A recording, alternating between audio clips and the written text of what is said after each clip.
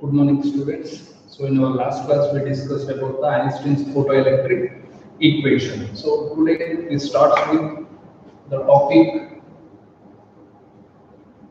particle nature of light. Right? So, particle nature of light. So, particle is any matter that consists of the smallest minute atom structure that will be called as particles. So light exhibits in particle. So we study in this topic that is the particle nature of light, right? So light interacts with the material or any matter, then the radiation of the light behaves as it is made up of the particles. So from the Einstein photoelectric equation, that is from the Einstein's photoelectric theory, that is if this one is the metal, then the radiation which incidents on this metal, that is it has the energy, that one as we call quanta of energy. So this is the radiation, it has the energy h nu, right? So when the light interacts with the matter or material, so this one is the metal, so this one we call as matter, right? So when light radiation interaction with matter or material, then radiation behaves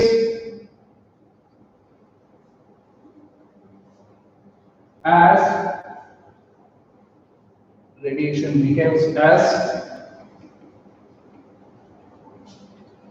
it is made up of particles. So this is also concluded by the Einstein, right? So when the light radiation interacts with the matter, that is the material, or we say that one as the metal plate, so that matter, then at that time the radiation behaves as it is made up of the particles. So this radiation, that is quanta of radiation, quanta of radiation. So this quanta of radiation is made up of the particles. So this one is the first point, that is when the light radiation interacts with the matter. So this is the matter, that is metal plate, that is the radiation, the incident quanta of radiation behaves as it is made up of particle. So next, second one is the light quanta, that is the quanta of radiation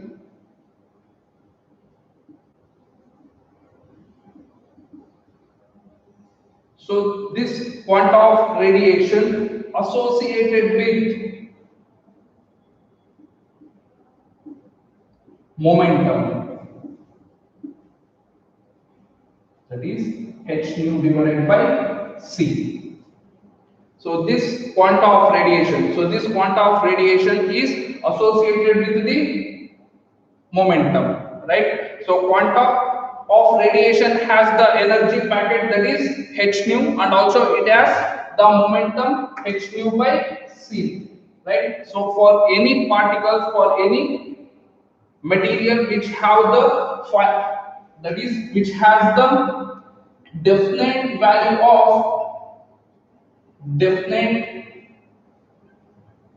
of energy and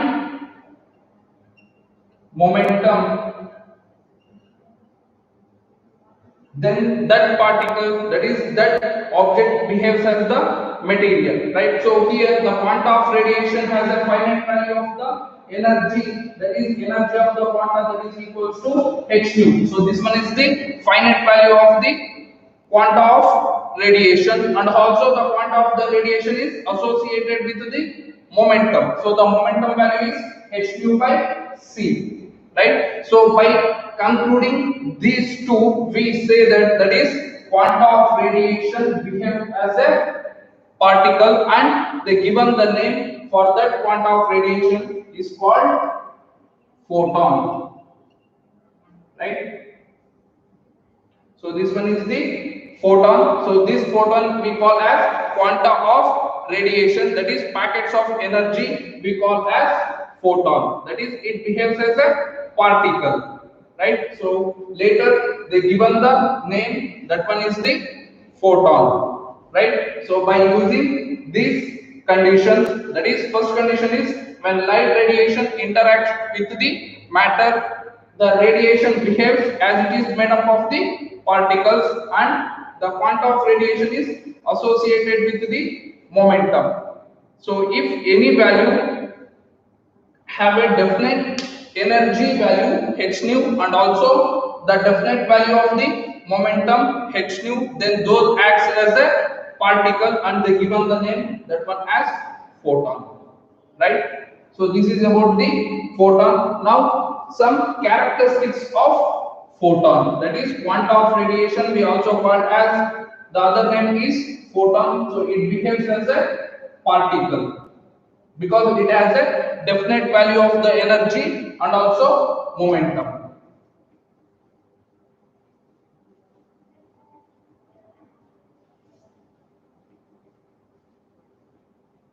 So if we discuss about the characteristics of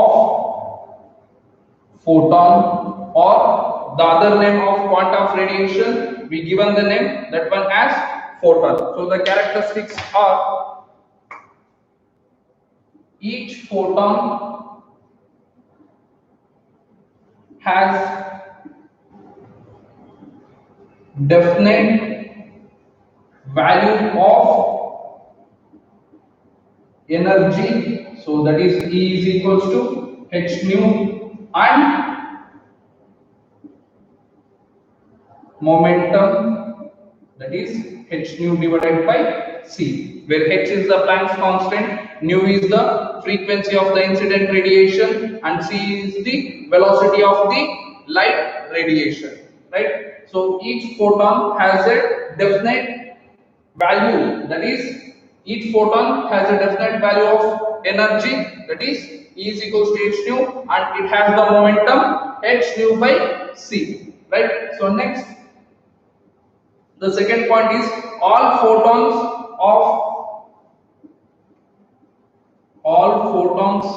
of light radiation for a particular frequency or wavelength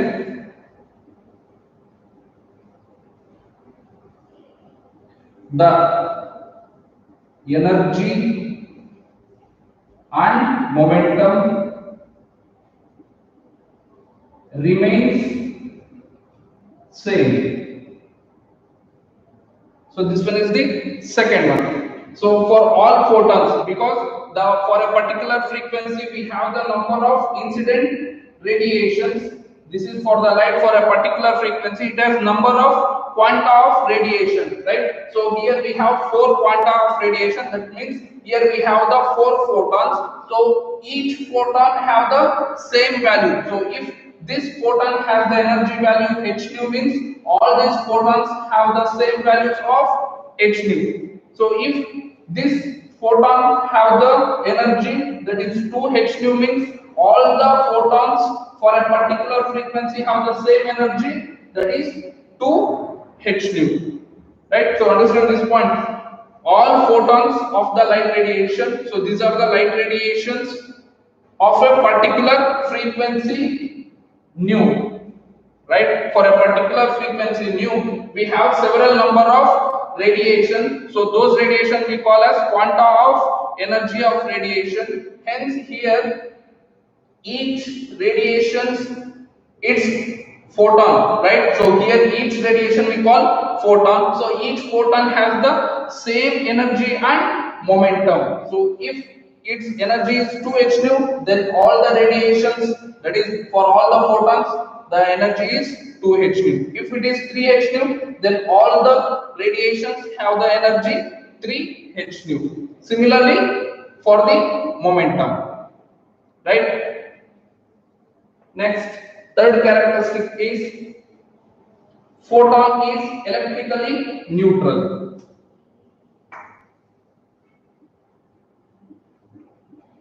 Photon is electrically neutral. So neutral is nothing but it has no charge, because electron we call that one as negatively charged, and here photon is different from proton, right? So here photon is electrically neutral, nothing but the photon does not consist of any charge, so charge in the photon is zero, right? So photon is electrically neutral, and hence it is not deflected by any electric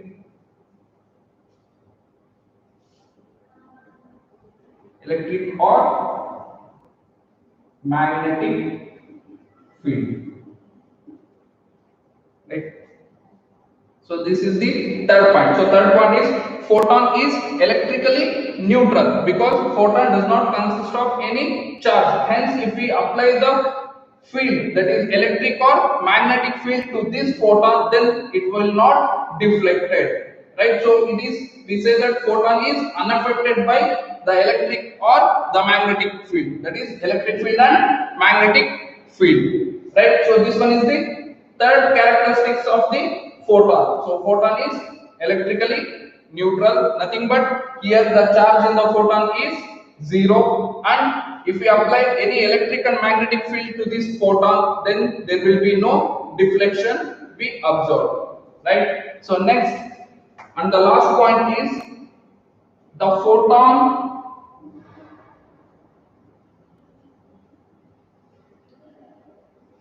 and particle interaction. So here in photon particle interaction. So here photon is electrically neutral and particle nothing but photon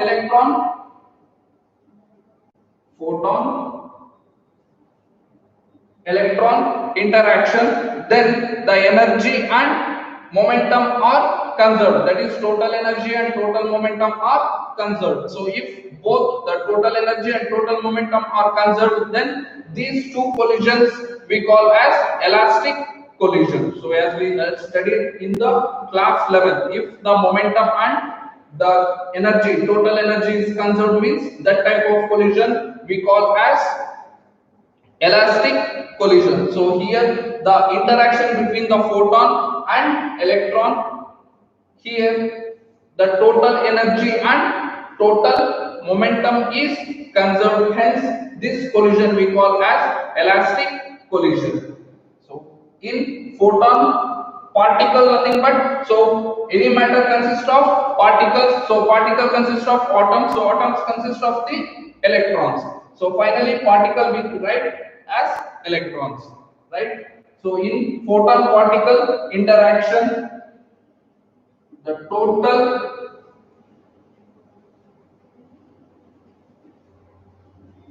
energy and total momentum is conserved, right? So these are the characteristics of the photon, right? So for 2 marks they ask the characteristics for photon, right? It is different from proton, it is photon, that is energy packets, or we call this one as quanta of radiation. So quanta of radiation we call the other name as photon because it has a definite value of energy and momentum, right? So the characteristics are each photon has a definite value, so each individual photon has energy h nu and it has momentum h nu by c, right? So all photons of the light radiation for a particular frequency. So this one is important. If we apply one frequency, in that frequency all the photons have the same energy and same momentum, right? So next, photon is electrically neutral, nothing but it does not consist of any charge, either positive or negative. So the net charge of the photon is zero. Hence, if we apply any electric field or magnetic field, the photon will not deflected. Next, the interaction between the photon and to the particle. So particle is nothing but the electron. So here the total energy and momentum are conserved. Hence, this type of collision we call as elastic collision. So the interaction between photon and particle collision is elastic in nature, right? So this is the particle nature of light. So that is, light behaves as the particle. So here, this one photon we call the quanta of radiation. So by using that quanta of radiation, we discuss the Einstein photoelectric, that is Einstein gives the photoelectric equation. So nothing but, so photon is the particle. So by using the particle nature of light, Einstein gives the theory of photoelectric effect, right? So next is wave nature of matter.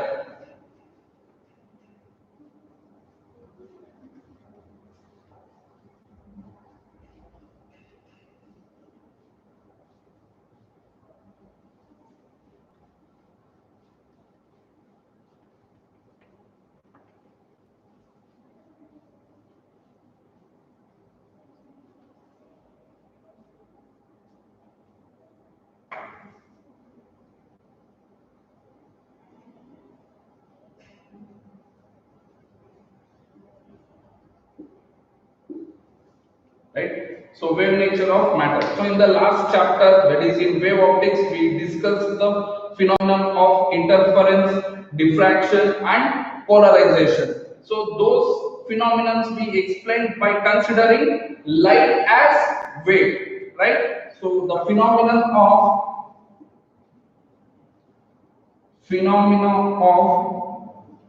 interference,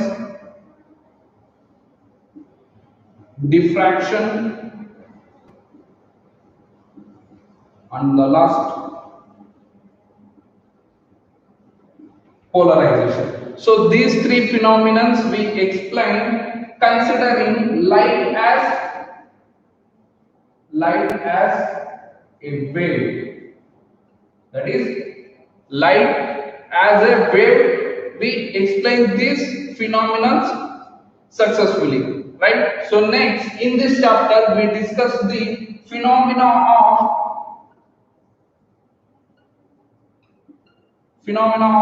photoelectric effect,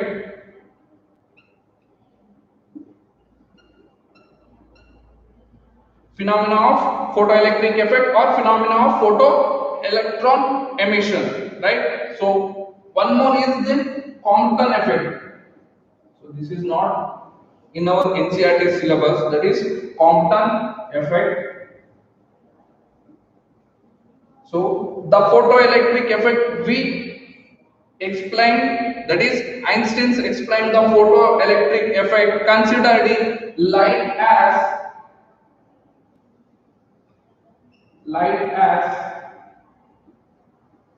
particle. So particle is nothing but, as we discussed in the last topic, that is photon, that is quanta of energy, right? So this photoelectric effect will fail you by explaining considering light as a wave. So this one is also we discussed, that is the wave nature of the light will fail to explain the phenomena of photoelectric effect, right? So considering the same light as a particle, the Einsteins explained the phenomena of photoelectric effect, right? So and the similar effect is the Compton effect. So this effect is also explained by light taken as a particle. So if you observe here, so here also we have light, here also we have light. So the same light explain all these five phenomena. That is, one is by considering as wave and also by considering as particle. So by this we say that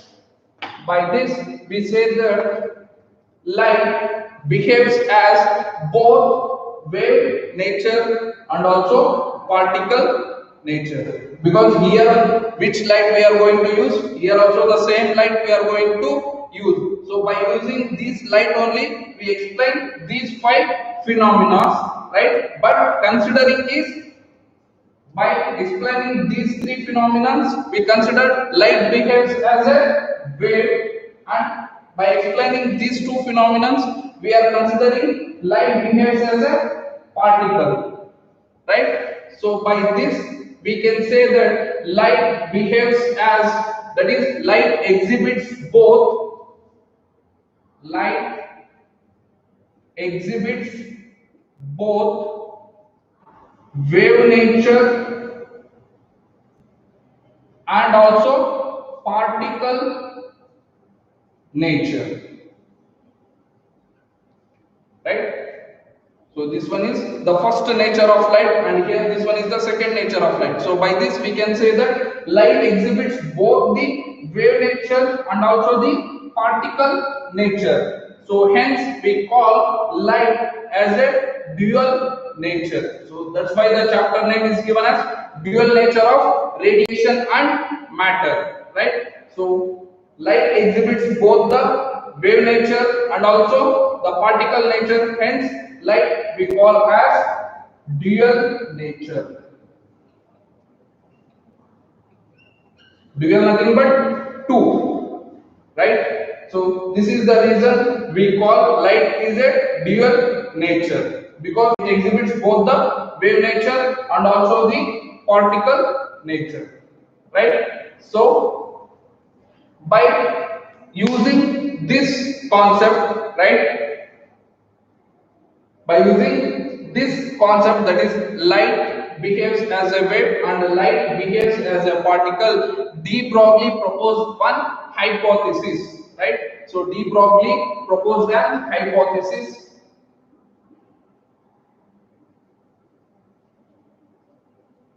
So de Broglie proposed the hypothesis that the particle exhibits the wave nature. So the particles exhibits the wave nature under a certain condition, right? So he given one hypothesis.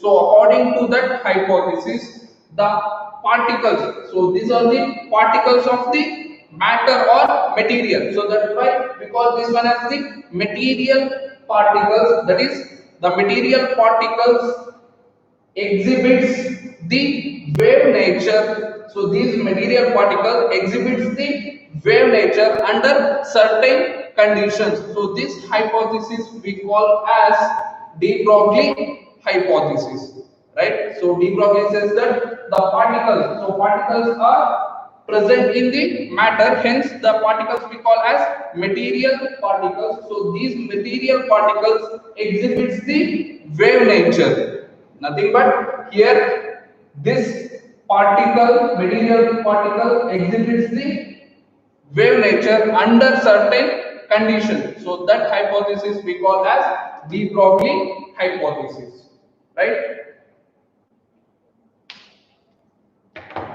So if we write the statement for de Broglie hypothesis,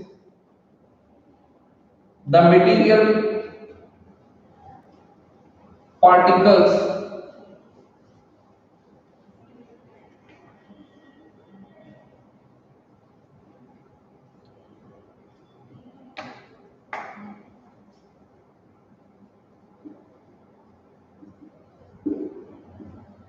de Broglie is a scientist, so he given one hypothesis. So according to this hypothesis, the material or the matter, the material particles or particle exhibits the wave nature under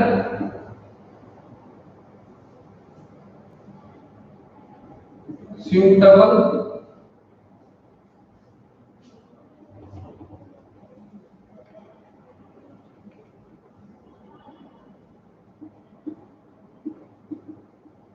condition, right? So this one is the de Broglie hypothesis. So de Broglie says that light behaves as both, that is, we know light behaves as both wave nature and also the particle nature. De Broglie says that the material particles, that is, the particles which are present in that material. So, for example, if we consider this one as the pen, so pen is consists of the particles. So, this particle exhibits the wave nature. So, under the suitable condition. So, this one is the De Broglie hypothesis, right? So, this one is the statement for any material. So this one is one material. So this material is made up of the particles. So these particles exhibits the wave nature. That is, wave nature nothing but that particle has to explain the phenomena of interference, diffraction, and also the polarization. Then only we says that particle exhibits the wave nature, right? So understanding this one, the material particle exhibits the wave nature under the suitable condition only, right? So if this pen has the materials means it will not explain any phenomena like interference and diffraction, right? So for a suitable condition, these material particles exhibits the wave nature, right? The waves which associated with the material particles in the motion, then that one we call as matter waves, or we call as de Broglie waves, right? So the waves associated with material particles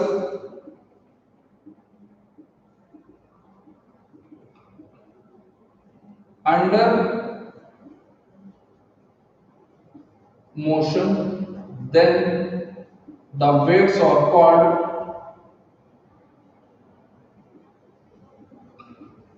matter waves or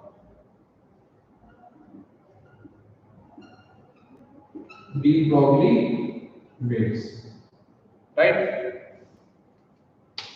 The waves which associated with the material particle. So if one wave is traveling means in that wave it consists of material particles. So hence that wave we call as matter waves, or this one is the matter waves, or the other name we call as de Broglie waves, right? So next, if we have wave means for that wave we have the wavelength, right? So if the wavelength associated with the material particles, then that wavelength we call as de Broglie wavelength. The wavelength name we given as de Broglie wavelength.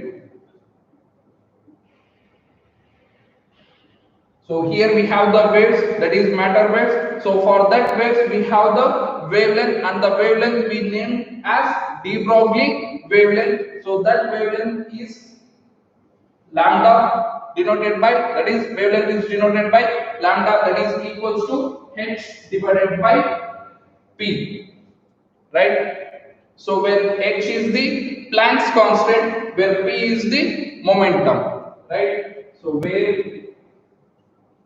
h is the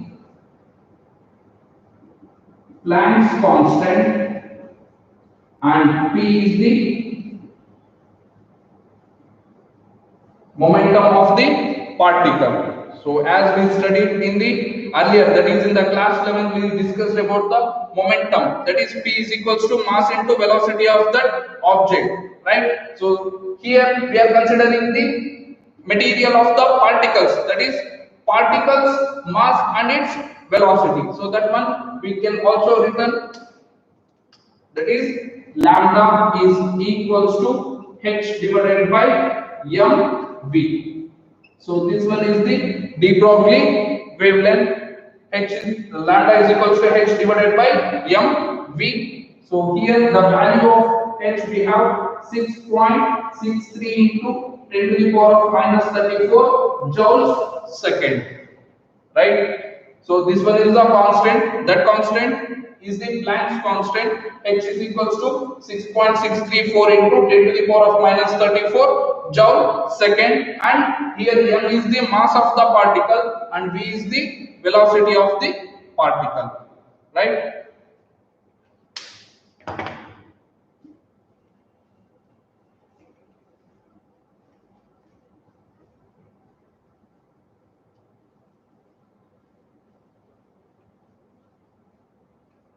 So here we have the de Broglie wavelength lambda is equals to h divided by mv, where m is the mass of the particle and v is the velocity of the particle.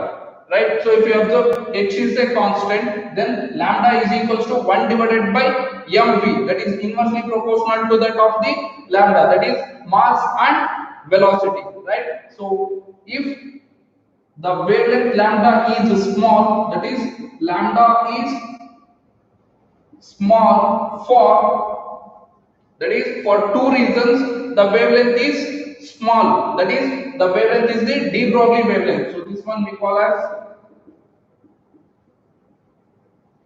de Broglie wavelength, right? So lambda is small. So if you observe, if m is inversely proportional to the lambda, if the mass is heavier, so mass of the particle is heavier, then the wavelength is small, that is the lambda is small for the two reasons. So in that first reason is heavier mass, nothing but the mass is more, right? So if m is more, then automatically the wavelength is decreasing because it is inversely proportional to that of the lambda. So next, similarly for the second reason is if the velocity of the particle is more, then also the wavelength is small, right? So for high energetic,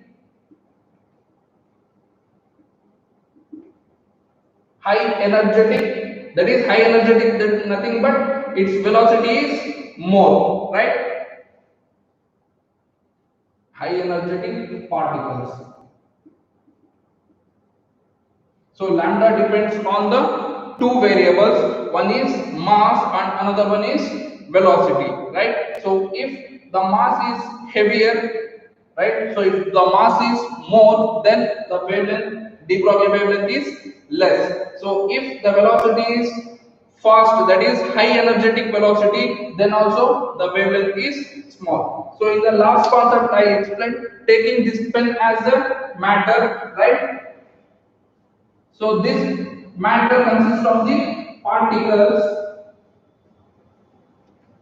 right? So I told this pen will not exhibit the wave nature. The reason why, because if we consider any object, that is if I consider one example is, so if we consider a ball of mass, right? So if we consider one ball, that ball has a mass 0.1 kg, that is 100 grams, right? So if we consider this ball has mass 0.1 kg, so it is moving with velocity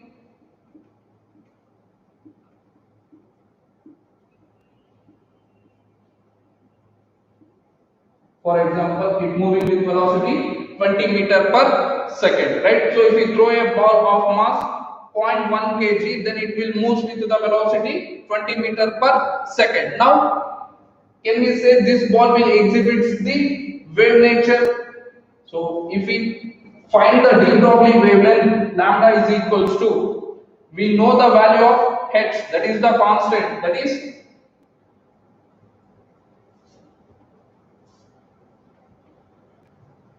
6.65 into 10 to the power of minus 34 divided by mass. So here mass of the particle we taken mass of the ball, that is 0.1 kg into velocity of the particle. So velocity we taken here 20 meter per second. So 20 into 0.1, that is 2. So if we divide 6.65 divided by 2, then we get here 3.32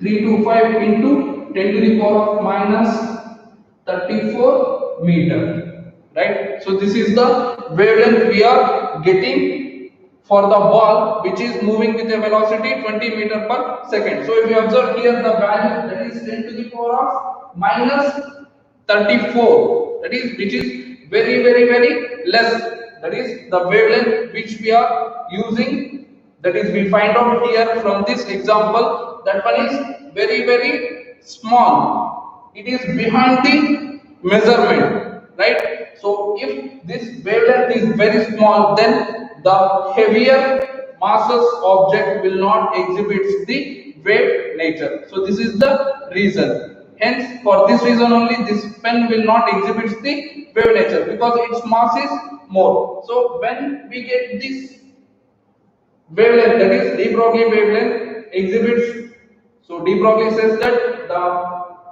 material particle will exhibit the wave nature. So when it will exhibit the wave nature means when for subatomic particles.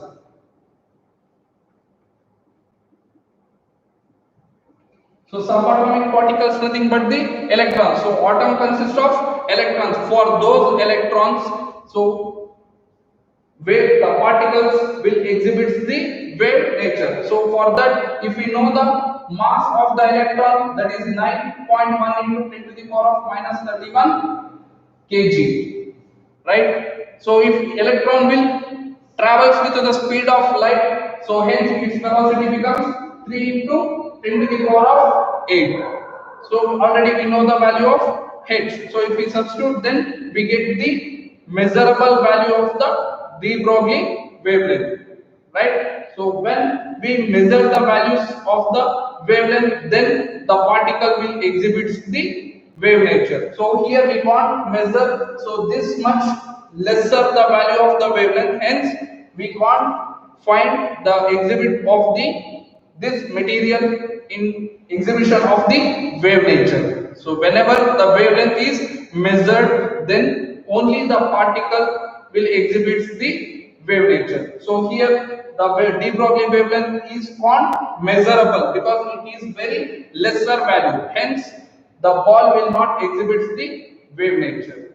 In other words, we can say the heavier masses will not exhibit the de Broglie wavelength, that is its value is more, sorry, its value is very less, de Broglie wavelength value is very less, hence it will not exhibit the wave nature, right? So hence we will not observe the materials which exhibits the wave nature in our daily life. So if we are observing this pen, board, so these are the material, so this material will not exhibit the wave nature because the wavelength, de Broglie wavelength is very small, it can't be measurable, right? So whenever the wavelength is measurable, then only the particles will exhibit the wave nature, right? So understand this one. So if we substitute and simplify these values, then we get the wavelength in the order of nanometer or in angstrom. So those values are measurable, hence the subatomic particles. So subatomic particles is nothing but the electrons, right? So this is about the de Broglie hypothesis and de Broglie wavelength, right? So next, expression of the de Broglie wavelength in terms of kinetic energy and also in terms of accelerating potential. So these are the expressions they will ask for 2 marks or for 3 marks.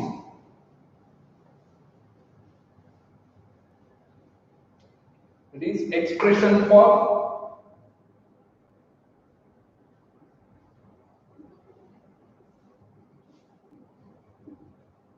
de Broglie wavelength in terms of, so first one, that is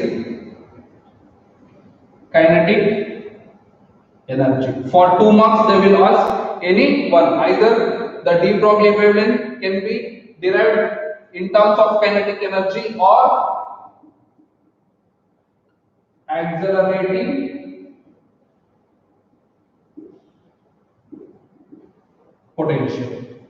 for this, considering an electron.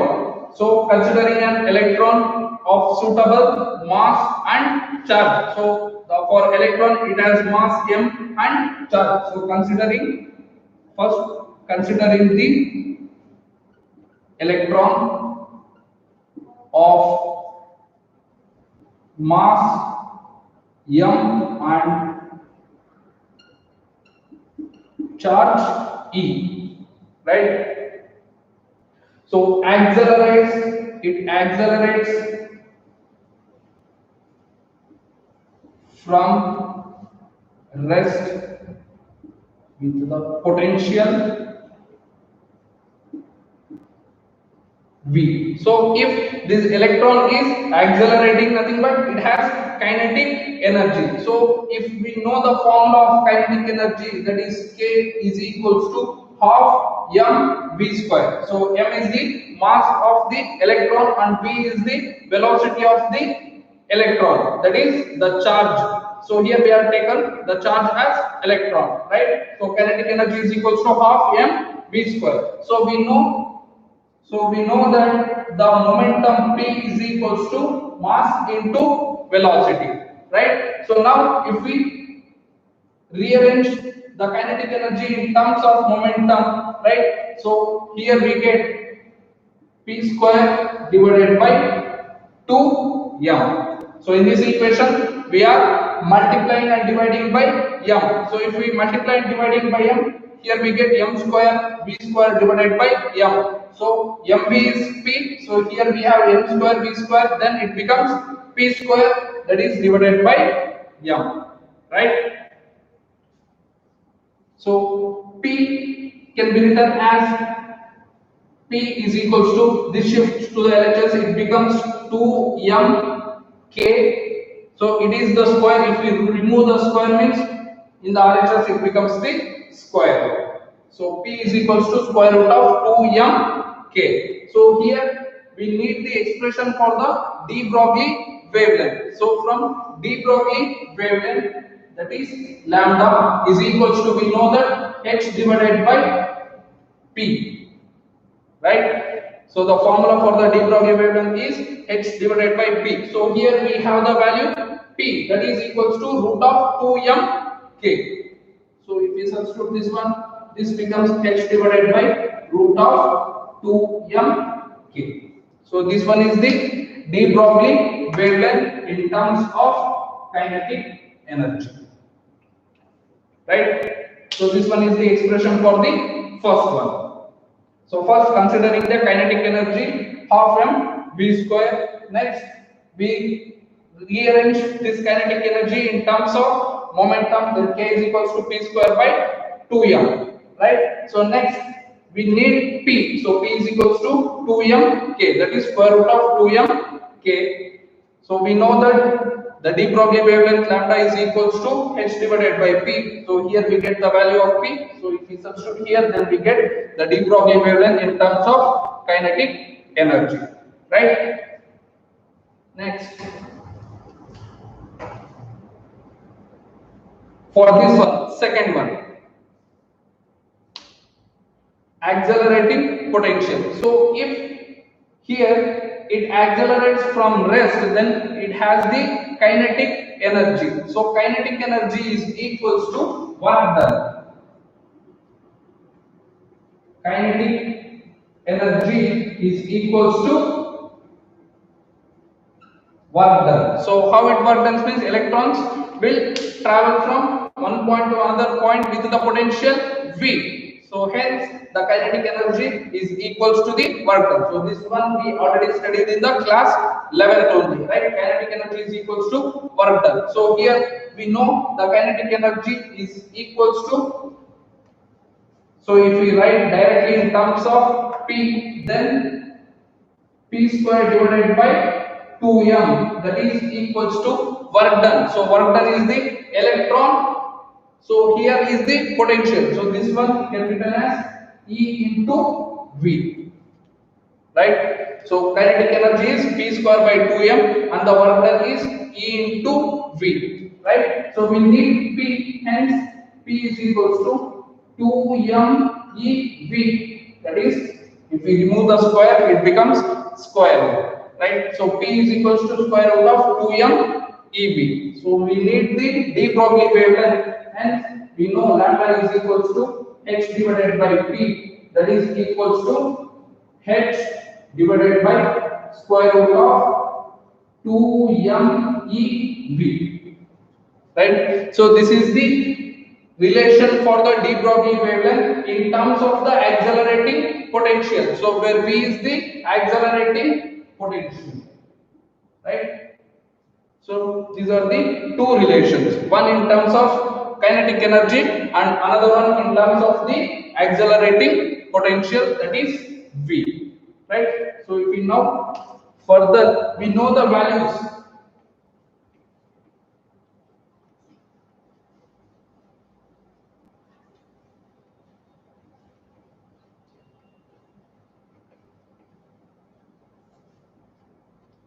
So from there, lambda is equals to h divided by square root of 2meV, right? So here h is a constant, mass of the electron is constant, charge of the electron is constant, and 2 is constant. Now if we substitute these values, we know these values. The values of h already we discussed, that is 6.63 into 10 to the power of minus 34 divided by square root of 2 into the mass of the electron is 9.1 into 10 to the power of minus 31.